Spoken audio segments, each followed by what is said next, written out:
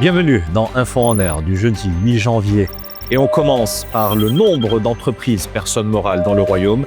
D'après le 6e rapport de l'Observatoire marocain de la très petite et moyenne entreprise, il dépasse les 380 000 en 2024, un nombre en légère progression d'1,3% sur un an. Selon cette étude de terrain, les dissolutions ont progressé de 6% et concernent majoritairement des structures de moins de 5 ans. Enfin, au niveau du financement, les TPME captent plus de 40% de l'encours bancaire. D'après le bulletin de la propriété industrielle et commerciale, près de 92 300 entreprises ont été créées et près de 117 400 certificats négatifs délivrés à fin octobre dernier. La note publiée par l'OMPIC fait également état de plus de 26 500 demandes de protection de marque sur les 10 premiers mois de l'année dernière, plus de 2 400 demandes de protection de brevets d'invention et près de 5 000 requêtes relatives à des dessins et modèles industriels ont été déposées.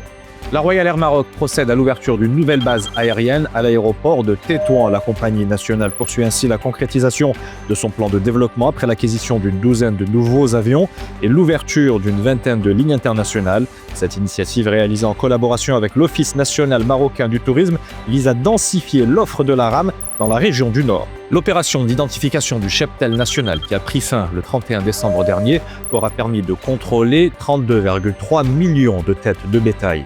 Dans le même temps, une enveloppe de 5,5 milliards de dirhams a été versée à 1,1 million d'éleveurs au titre de la première tranche de ce programme, une opération qui aura permis de constituer une base de données précise et fiable tout en préservant le cheptel national.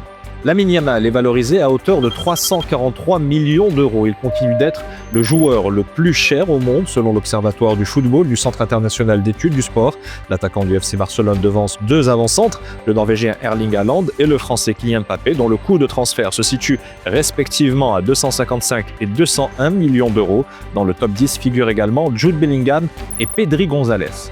C'est la fin de cette Info en Air. Si vous souhaitez diffuser votre logo ou vos infos dans cette édition, n'hésitez pas à nous contacter via WhatsApp au 06 00 01 43 78. Et d'ici là, portez-vous bien.